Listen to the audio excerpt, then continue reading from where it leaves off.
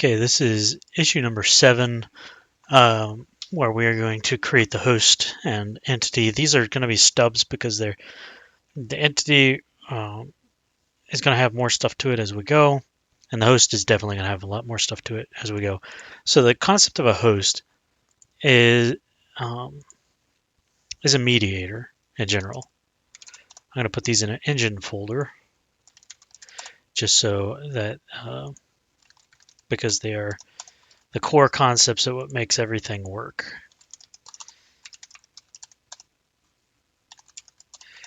So the host is a mediator and essentially gives you access to the entire system, every entity, the texture cache, or the shader cache, font, rendering, the windows that are available, pretty much all of the stuff that you need. So in some systems, people make singletons. They make global functions with access to static members, essentially what a singleton is. They make repository patterns, which is just a repository which has access to singletons. So I don't like singletons. They muddy everything. I should be able to have an instance of my game running and literally clone it in the same memory pool. Just clone it and have a second instance running independently. And the way you do that is by not having any singletons and not having any statics. So that's essentially what the host is here for. It's to allow for you to have that abstraction. Now, the downside of that is that you wind up passing the host into pretty much everything that needs it. So it has that downside of just having to be passed around everywhere. I find that it's not that bad. It works fine and for pretty much most cases, and also simplifies things where you can use like dependency injection and that kind of stuff. So anyways, I don't really do much in dependency injection, but I'm just mentioning that as a possibility for those who are interested in that. I doubt you're going to see much dependency injection going on here. So a host has a list of the entities that are in it. It has access to the cameras, has access to the database, has access to materials, font, shaders, you name it. So, or it has access to those things through other things. So let's say that we had a rendering or renderer um, object that is a mediator for rendering things. It would have a renderer here, and through the renderer, we'd have access to the texture cache, the shader cache, material cache, mesh cache, font cache, all those various rendering based caches. But for now, we're going to keep it simple, and we're just going to add in our entities, and this is going to be a pointer of entities, and we're going to add in our frame time, our closing. Oh, this is going to be a float 64. Our closing boolean. And we can have an adaptive render in here. Renderer. So adaptive render is nice because if you have, for example, like a 2D game, there's not particles flying around everywhere. Say it's a card game, you don't have to render when things aren't moving. So you'd be able to know nothing has changed and not to render. I may hold off on the adaptive render to a separate pull request just to keep things simple here. And we'll deal with these 3 main things. A lot of the other stuff is going to be complicated. I do want to add the window in here, but we may have multiple windows. So I'm going to have like a window, our own window mediator to have access to those. So we'll start with these 3 basic ones. Now, as for the entity, it's pretty straightforward. We're going to have a transform.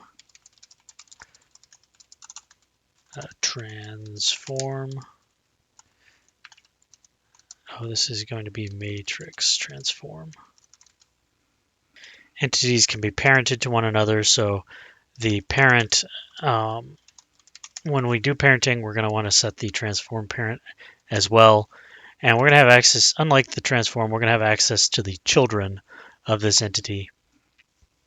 And we can have a couple of events like on destroy or anything like any of those kind of things that we want to hook into. I also like to have a separate matrix here. We'll see if we still need it, just for caching some stuff in that. And when we call destroy on an entity, we don't want to destroy it that frame. So I like to have this destroy destroyed frames just as like a countdown, and when it hits 0, then it is destroyed. Is destroyed. Speak of which, is active, deactivated from parent. So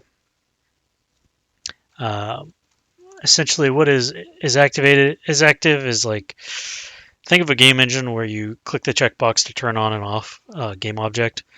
That's what this is active is. It says whether this entity is active. If we deactivate this entity, it should go through all the children and deactivate them as well. That's where the deactivated from parent comes from. That way, if we activate the parent again, then those entities can reactivate themselves automatically because they know they were deactivated by the parent. And whenever we deactivate this entity, if it has been deactivated from the parent, so it's deactivated from the parent and we deactivate it again, the deactivated from parent is going to turn to false, so it'll activate independently from then on. So that's what these two booleans are for. These are our main things we're going to hit on the entity. So one of the other main parts of the host is that we're going to have updaters. Now, if you come from some of the other game engines, you'll know that they have, for example, let's say Unreal, you have begin play, tick, end play. Unity, you have your update, on begin, all this other stuff, on start, on active. That kind of putting the method on every entity, on every game object, and if it's there, you compile it in, otherwise you compile it out, and then dealing with all that mess is a little cumbersome for me because I find most things don't need to update, and when they do, you know it. So what does that mean for us here? That means rather than having updates on entities, we're going to have an update. We're going to have an updater on the host. Updater, we'll call this late updater, and this will updater. And what the updater is just a list of functions to be called every update. And that's essentially all it is. And now, of course, this could be set to an array of functions, but we're gonna parse that off into a type so that we can more easily deal with it. So we're gonna create this updater.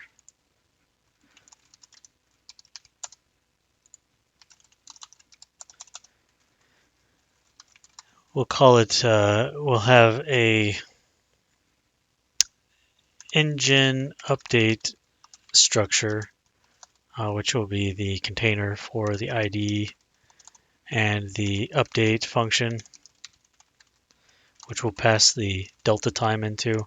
Now, the ID is just so that when we add a function to the updater, we get an ID back so that we can then remove that function from the updater and we don't have to do assignment checking and all of that sort of stuff.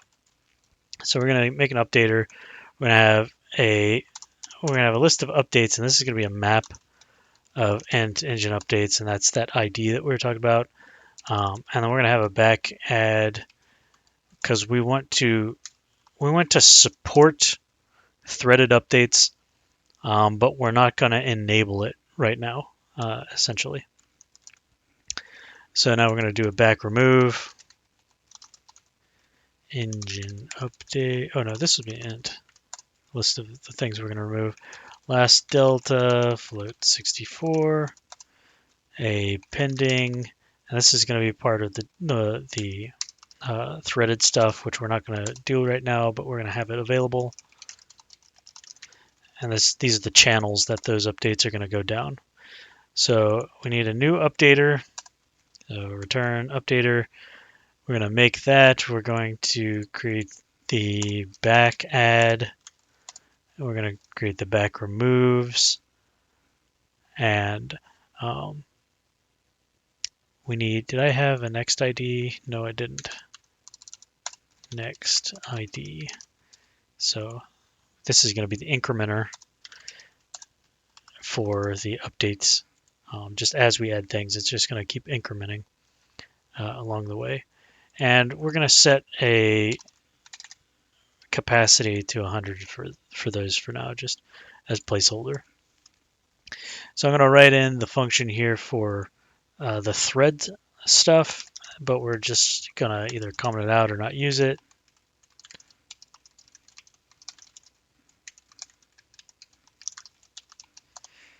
For threads, go emd.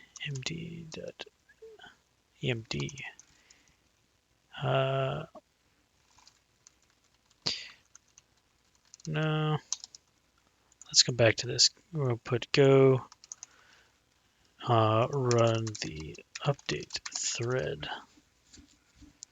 There we go. And then we're going to have actually, we're going to make the update thread here. Updater update thread.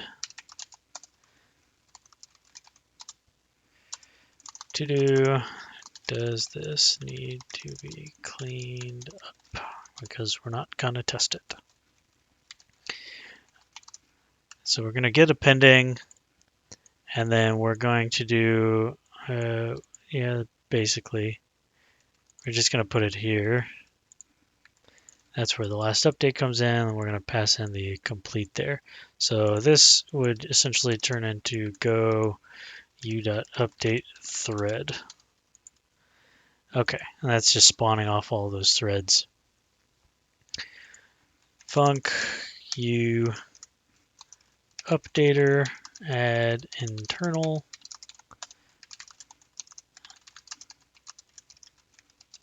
So this is for when we do a back add. All right, let's do update.id equal update u.backadd equal to u.backadd 0. Yep. Func update remove internal, and that's going to have the ID range back remove. We're going to delete each one of those, and then we're going to clear the back remove. Updater add update function float 64 and int. ID is next ID. We'll increment the ID at the end. We'll do u.backadd equals append. Well, yeah, that's right, but I want this to be visibly explicit here. ID is ID, update is update. I don't like doing it just relying on the order. Makes things messy, and I'd have to change code otherwise. So now we have the remove function. Func u updater remove update.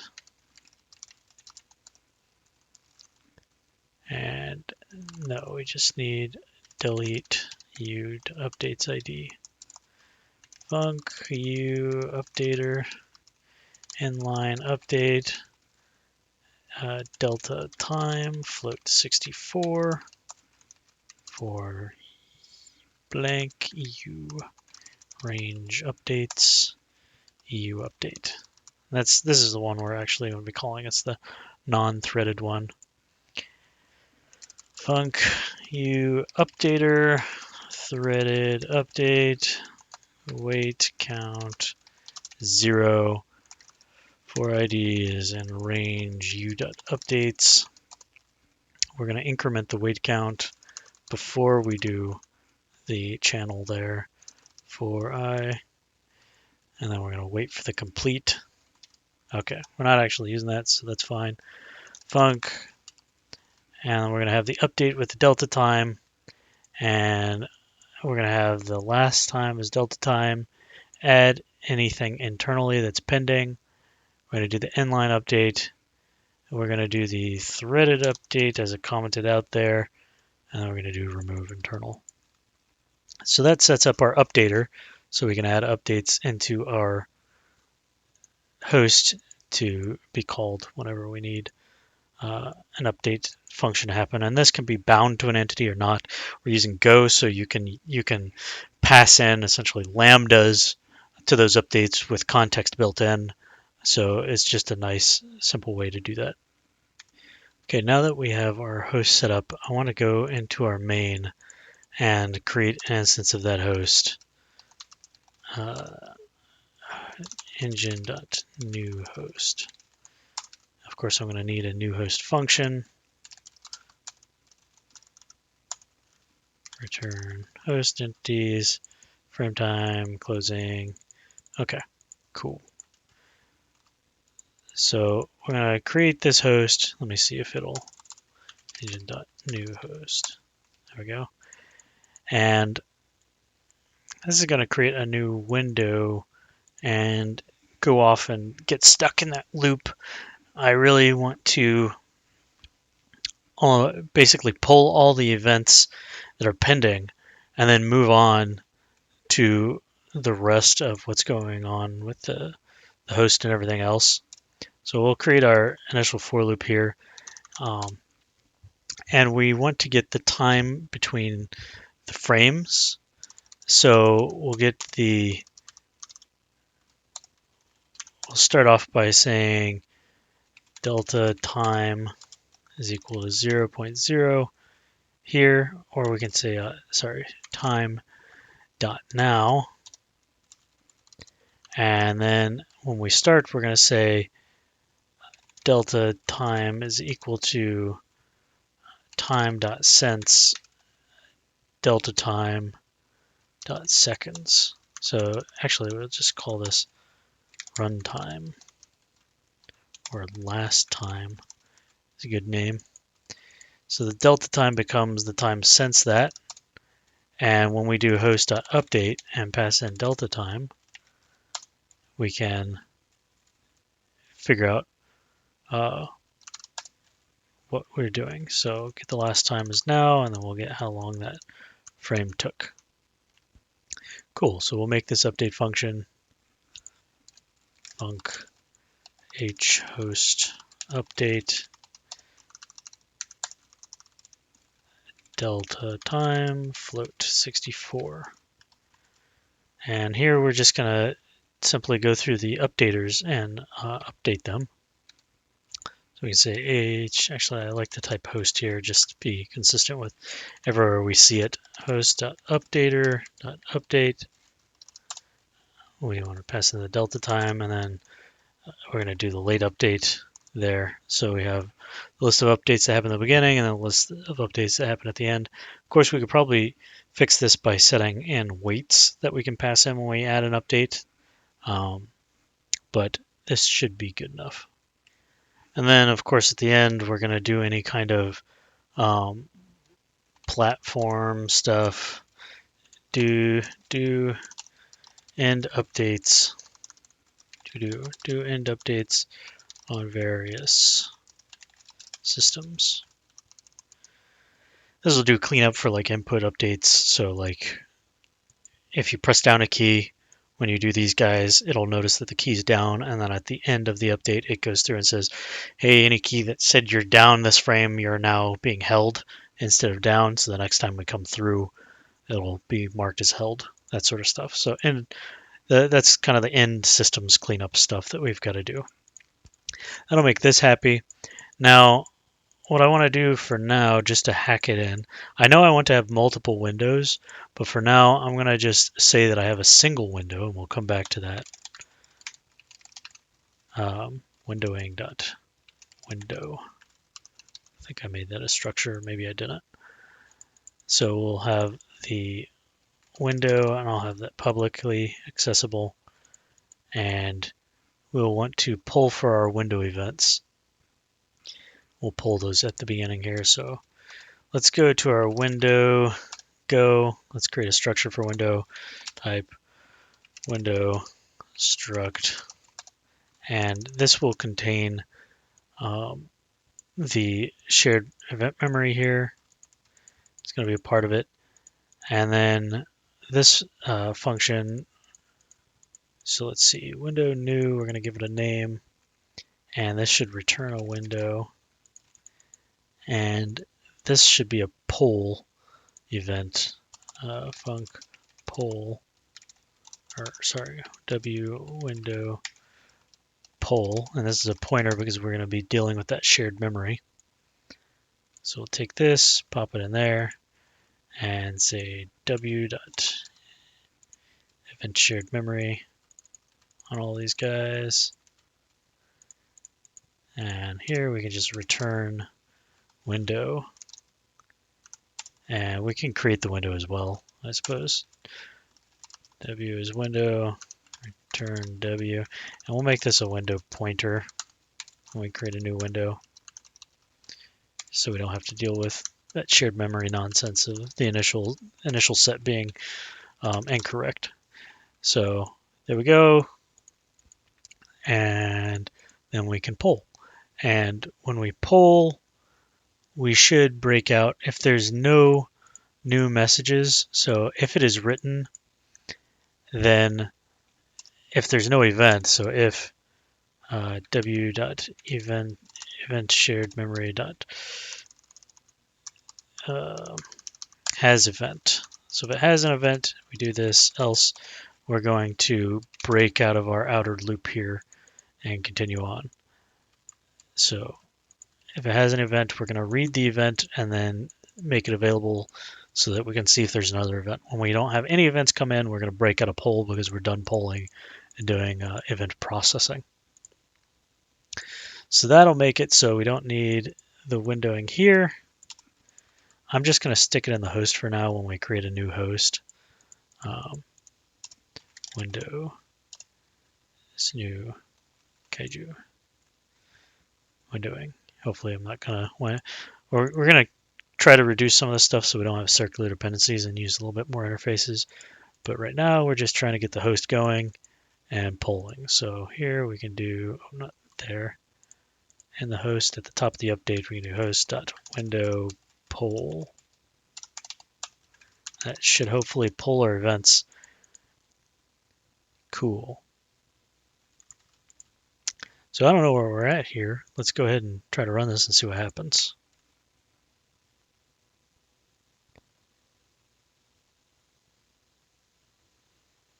Okay, we got our window. We can't move it.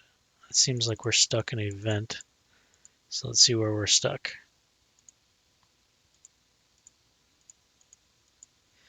Has event.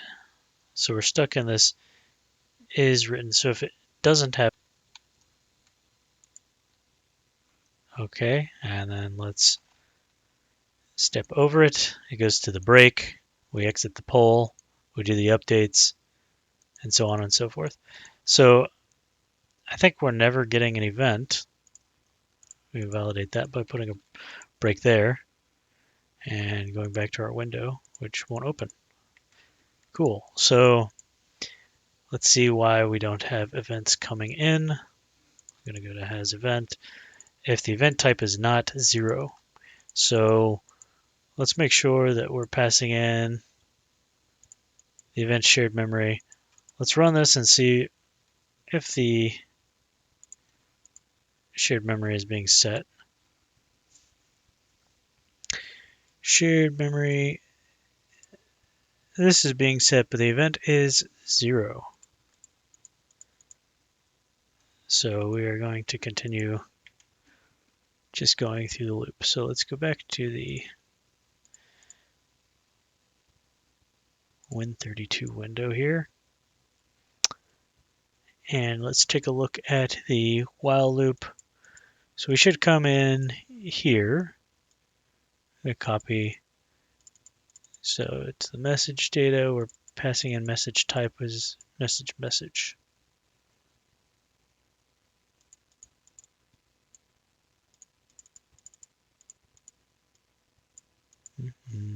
All right, let's see what's going on. So what I'm going to do here is I'm going to include stdio since I can't debug this guy, and we're going to print out what it thinks the message type is every time it goes through here. So printf, we're going to pass in that. That's exactly what. In fact, we'll pass in message type since that's what's being written, and then we're going to flush the standard out so that it gets printed. Otherwise, it won't get printed.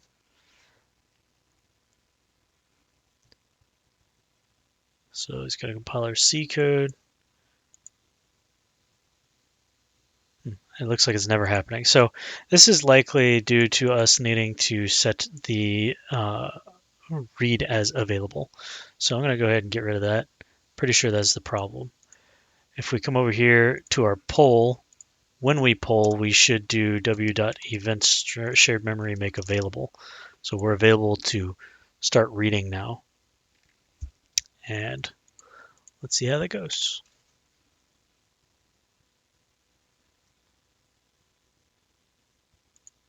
Okay, now we're hitting our break, which is good. So we have our window. I can close it. This is still going because if we come out here to our main, where are we stuck? Let's pause this, make sure we're not in the infinite loop there in the window events. We are indeed. The shared memory is set to available. So that's likely because an event,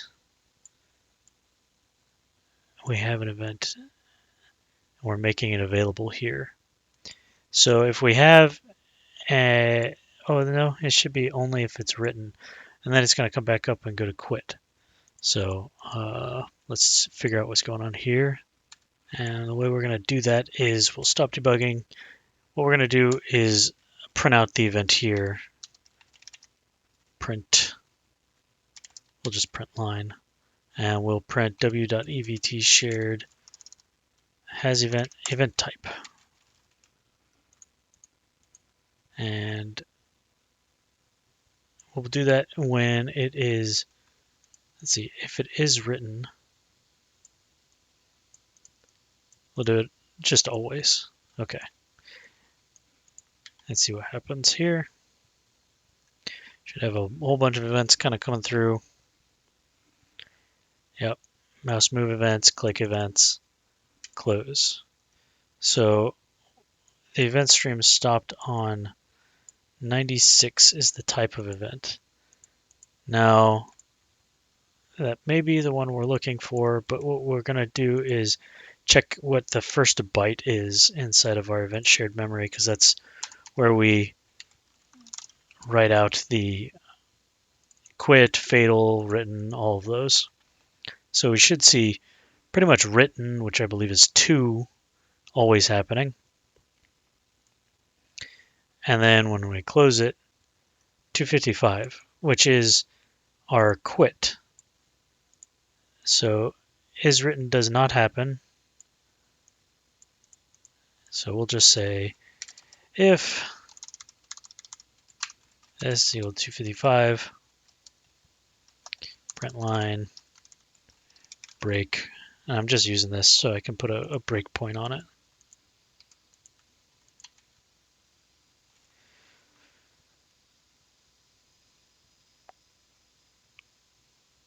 Okay, so quit. So hit this break.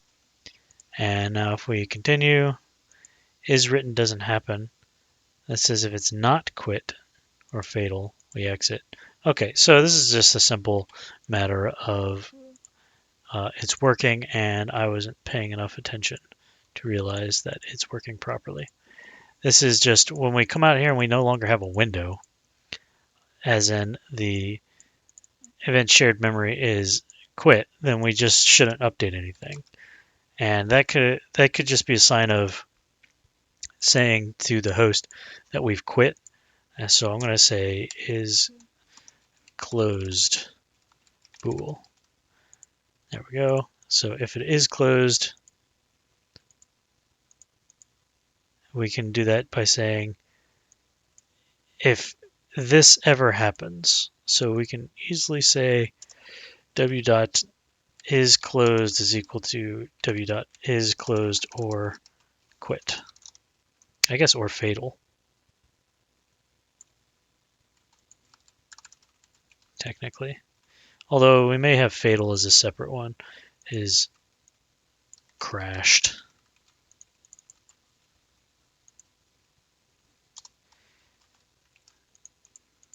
Although that's a redundant or that can always get cleaned up.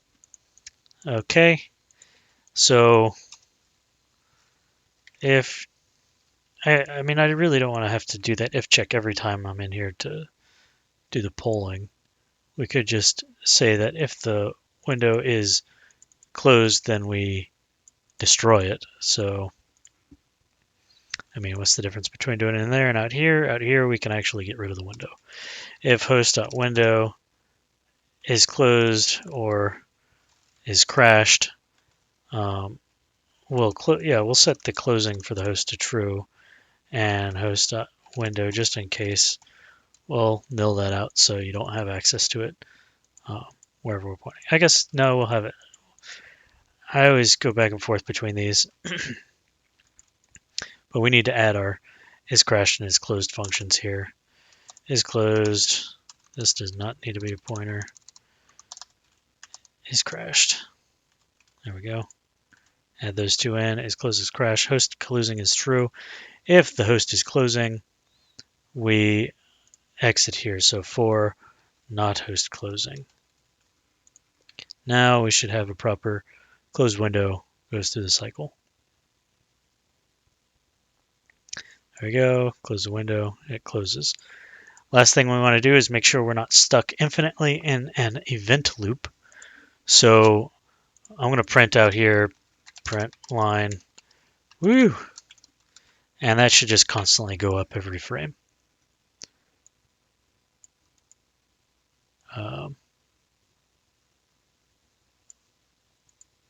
Or never.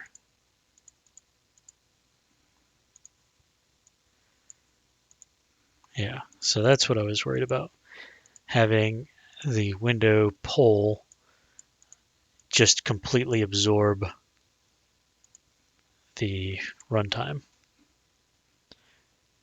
As in there's always events happening. So if this is maybe like a render event, we're going to deal with that. I'm going to have to look at the docs to see what kind of event I'm looking for to say that it's idle.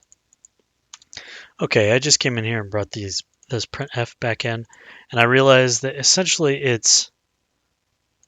think this get message is blocking. So it's not, when there's nothing coming out, it just sits on this.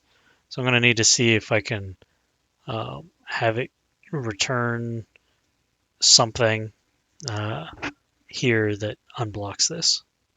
Okay, Windows has a peak message, which has a similar return, I believe, here. So we can say, instead of while get message here,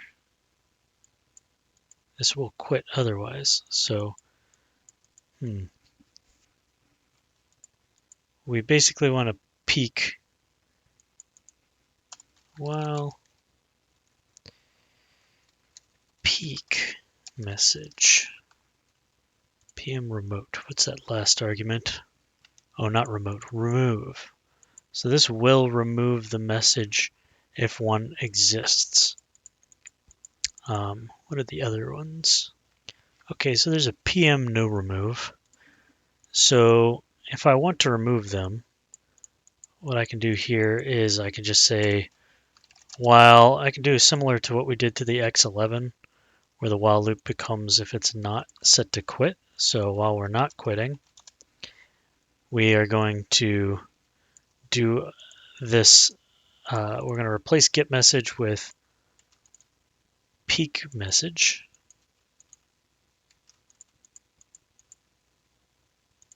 and move this down. So from here to here,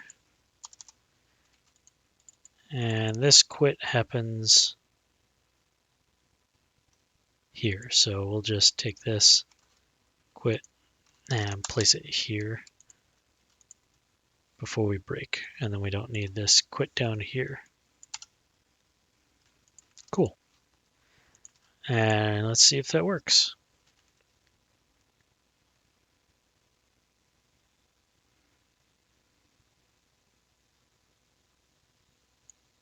So it looks like we're still blocking. I'm not seeing any of the woo messages. So at least peak is working as far as I can tell, but now we need to ensure that it's working properly. So we're waiting for an availability here. That's fine. We're always available. That's why when I move the mouse, it goes. So let's see if peak has some other options. Okay, so there is like a no yield here, but I think I want to change up this a little bit where we already have a while here, so we can change this to an if there is a message from the peak, else we're going to write that we have written, and we also want to write a 0 to the event ID. So set this to 0, and yes, in fact I think we can just take this, put it outside of the if here, and set it here and remove that. And then that should write it as 0. So let's give this a shot.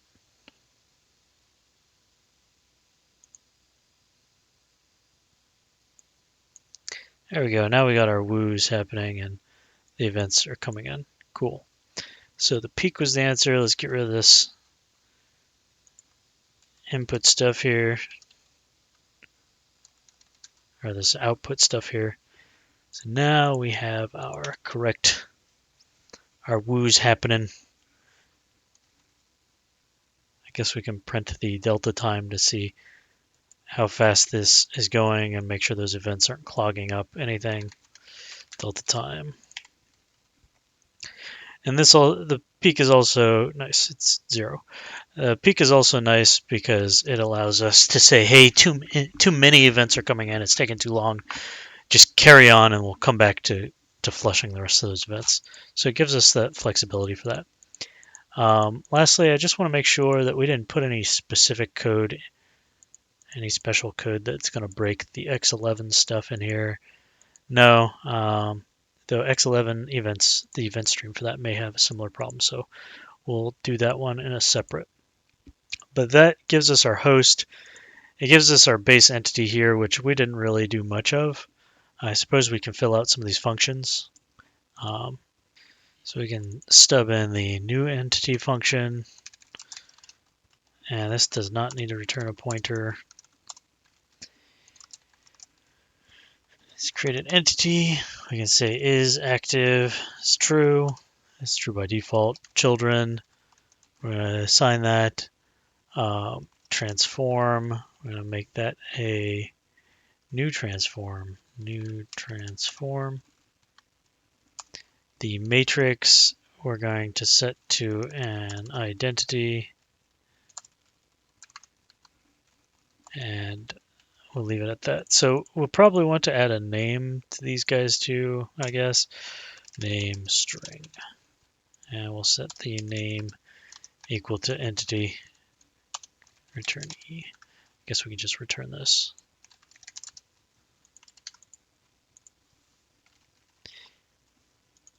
I'm going to have a function for the child count. Just even though we can get it from the length of children, you know, why not? I like helper functions. It doesn't hurt anything. A child count, especially when they're just when they're non-mutable. This should return an int. And we should be able to get an entity, a child entity at a specific index for this entity. No, not add child. Child at idx int and pointer to the entity. Oops. Now we're going to add our activate function. Entity activate. E.transform set dirty, just because some changes may have happened while it was deactivated, is activate equals true. Child count is equal to the length. I guess we can call e child count 4. I0, I is less than child count. I guess I don't know why I'm doing it this way. For I and range e.children, we're going to do e.children I.activate from parent for that's it for now. Deactivate is going to be similar. So func deactivate. We don't need it to be dirty when it's deactivate. We do want to say e.deactivated from parent is false, as I mentioned before. E.isActive is false. And then we're going to do for in the range of children, deactivate from parent as the private method on them. Now we're going to get some space here. We're going to do the remove from parent, entity remove from parent, just a special function rather than passing nil. Only having the option of passing nil into parent just because that feels dirty sometimes. So if the parent is not nil, we're going to go through the parent's children. Range parent children. I'm going to say me is equal to parent I. If me, then we're going to say parent children append. We're going to remove it that way. I'm probably going to come back and make a helper remove function just so it's more readable. In fact, I think there's a new one in the slices package. Slices. Oh, it's not wanting to find it because I have other errors. Let's fix those errors real quick. Let's do func e entity activate from parent if deactivated from parent e.activate e.deactivated from parent is false. And then the deactivate from parent one will be if e.isActive, then or if it is active is not equal to is active. Sorry, I'm doing this all wrong. Deactivate for parent is going to be from parent e.deactivated from parent or e.isActive. E.deactivate and e.deactivated from parent is from parent. Okay. Now let's see if we can do those slices. Slice. I guess not. It doesn't want me to do it.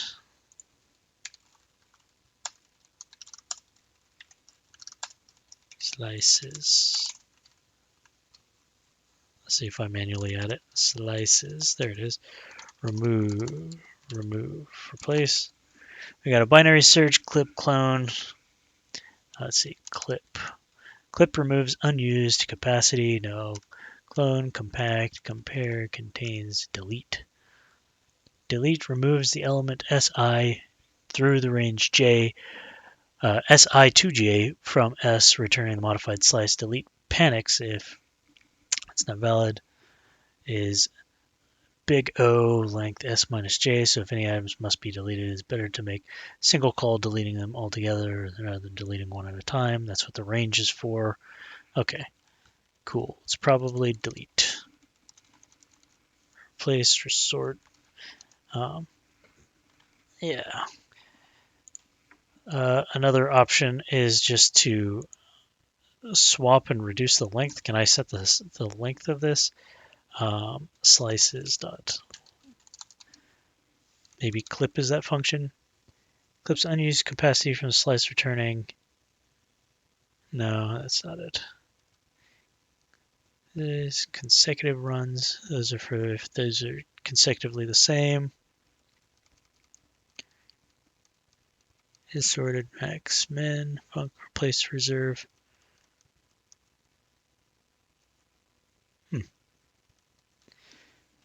Well, I suppose I could do a swap to the end and then remove the last element. That's another way of doing it so that it doesn't just reappend a whole block. So we can do e.parent children I, comma, that's essentially what we're doing.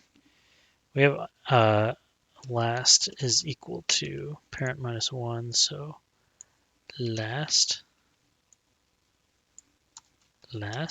okay, and then we're just going to clip the end here like that. Cool. So that's basically we're swapping it to the end of the array and removing the last element, so we don't wind up shifting or copying a whole bunch of stuff. The order of the entities in the array does not matter, so it's fine that we do that. Okay, so activated from parent, deactivated from parent. Now we're going to have the set active func e entity set active is active bool if e dot is active is not equal to the requested value. Then we say if is active, activate, deactivate, else if e dot deactivated from parent, we're going to say e dot deactivated from parent is false. Cool. Yeah, in either case.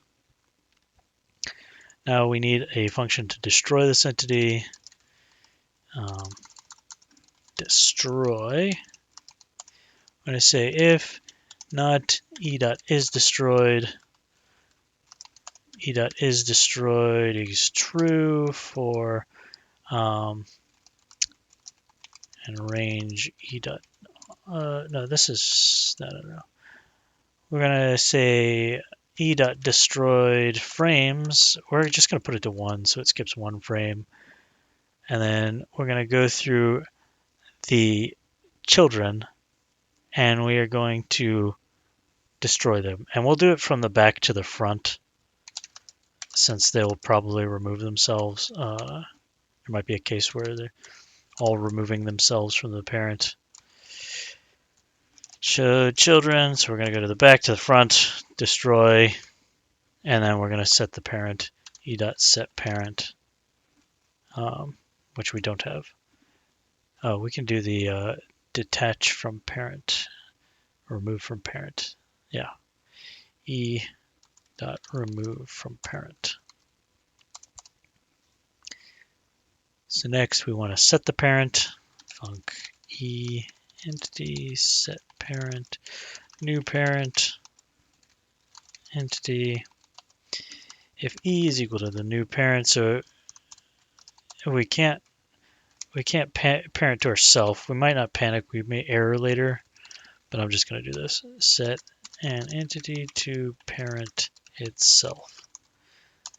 If new parent is not equal to nil and new parent dot is destroyed, panic. Again, we're probably not going to panic here. Can't set an entity to a destroyed parent, and then if new parent is equal to e.parent, return. So if we're not changing the parent, it should just exit early here. E.remove from parent, e.parent is equal to new parent, and then if new parent is not equal to nil, we're going to say e.transform.set parent to that one. Else, we're going to set it to nil, and then if e.parent is not equal to nil, I guess this is the same case, but we'll leave it for now. e.parent.children is append that, and e.set relative transformations, e.parent relative transformations.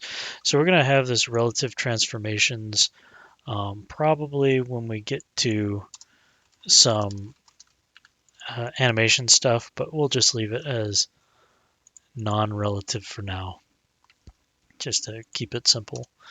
So if e.parent is not equal to nil and e.parent.isActive, e.deactivate from parent. Cool. Valid operation cannot call non-function. Deactivate from parent. Deactivated. Deactivate from parent. Okay. So func e entity matrix relative base. Mat4 pointer, we don't need that. We're going to do a base similar to the last one we messed with in the transform video. Transform update matrix. M is equal to e.transform.matrix base.multiply assign that matrix, the incoming matrix, if not e.is root, meaning it doesn't have a parent, e.parent matrix relative base. So we're going to have now a clone function, func e entity clone parent override entity clone is equal to a new entity. If parent override is equal to nil, clone set parent override. There we go. This is for if we have like children. When we clone an entity, if that entity has children, that's where the parent override comes in. So we're going to set the parent to parent for c and range e.children. Go through the children and call c.clone, and this is where the override comes in. And then we're going to say clone.transform copy, and we're going to copy it to the e-transform. Clone.isDestroyed is equal to e.isDestroyed, just in case we're cloning something that's being destroyed. Clone.name is equal to the name. Clone.transform set dirty. Clone.isActive is equal to e.isActive and return clone. Cool. So now we're going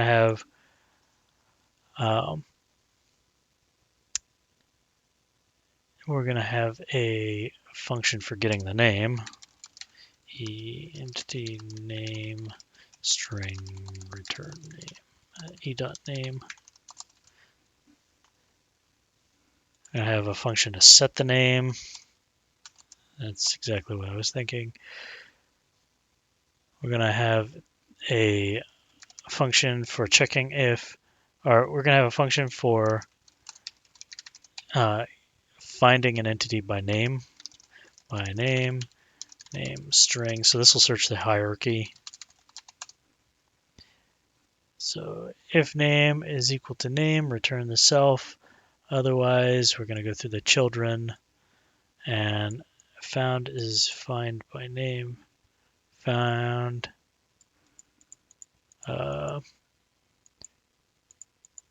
name. Find by name found. Okay, yeah, I think that looks right. Now we're gonna have. Let's make that relative transformation so we can get rid of that error. Func e entity set relative transformations. Transform relative. And we're going to say transform relative, and then we're going to go through the children and set those as relevant transformations. Another thing I like to have is the ability to scale an entity without its children. Scale without children. And this perhaps belongs on the transform. Let me just write it out, and then we'll deal with that question. So count is equal to the length of children. Make array of count for I count. I'm going to say C is equal to E dot children I C dot set parent nil. Array I is equal to C E dot children equals make make. That's the one I want. Make MAK. Yeah, I'll just do that. Make entity 0. E dot transform dot set scale. Set scale to the scale. And then for I and the count, we're going to set the parent back. Okay, now we have a couple of helper functions to deal with that internal matrix that we have. We have a world forward matrix vec3. This is actually going to return m is equal to a matrix dot identity for map4 identity e dot matrix. We're going to have a matrix function where we take the reference of m, or the address of m, f m dot forward, and then f dot normalize, and return f. Now we're going to have a world right, and that is going to be an identity, matrix m, right, normalize, and then we're going to have an up. Want it in that order. So let's make that matrix function. We have the matrix relative here, so we need our matrix function e. Oh, I figured that part out. So if it is relative transformations, we're going to return that, or we're going to do that, and then we're going to say e dot transform dot world matrix base. Okay. We still need that is root function as well, which we can do pretty quickly. I'll just stick it up here near the top. Func e entity is root. Parent is nil. Pretty straightforward. So now we're going to have a function to make an entity look from at an entity, just so you can have something face another thing, if that wasn't clear. Point, I will say matrix vec3, and I will do the work here. Thank you very much, AI. The I is going to be equal to e dot transform dot world position var root or var rot for rotation matrix dot mat4 rot dot look at, and we're going to pass in the I, the point, and then matrix dot up, or vec3 up, sorry. Q is going to be the quaternion that we get from matrix dot quaternion from mat4 rotation, and R is going to be Q dot to Euler, and E dot transform dot set world rotation R. There we go. A lot of these things we'll probably have to test in flight when we're messing with them later. When we come to test functions, all that sort of stuff. Right now we're trying to get things all cleaned up and ready to go. So func e entity tick cleanup bool. This is that destroyed countdown that we were doing before. So if e dot is destroyed, if e dot destroy frames is less than or equal to 0, return true, saying that we're ready to be destroyed. E dot destroyed frames minus minus. That'll wrap, and that's okay. This thing shouldn't exist if tick cleanup returns true. So now we want to know if this entity can be updated, as in its transform.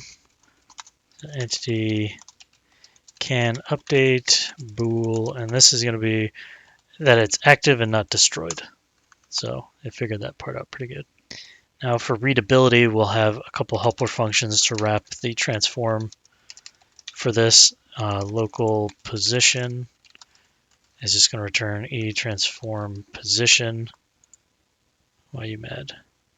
Undefined. Transform.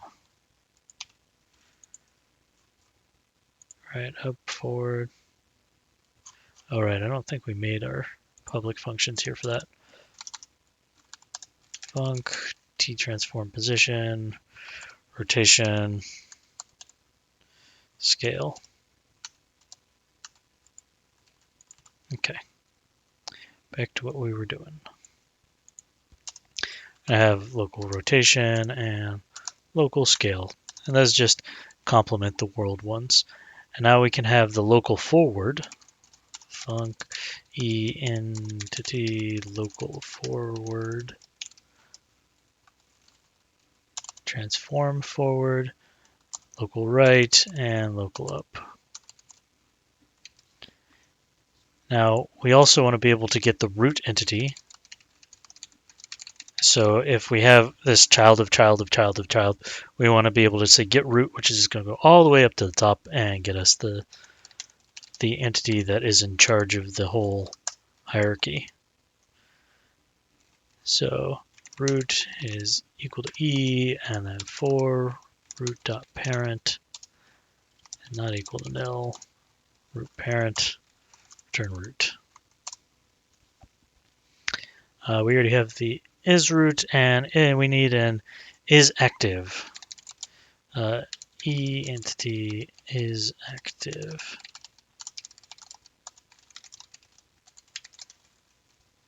Return is e dot is active, and is destroyed. Okay, and we're going to leave this off here, and that gives us quite a bit of stuff, quite a head start on the core mechanics of the engine. Just kind of getting things cleaned up and wrapped up and ready before we get to the rendering process. Cool. See ya.